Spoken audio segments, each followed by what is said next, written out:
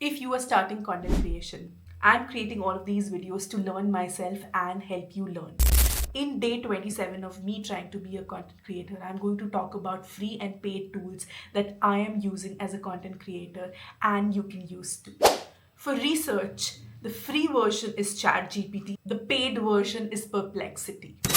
For writing script, the free version is ChatGPT again and the paid version is Copy.ai.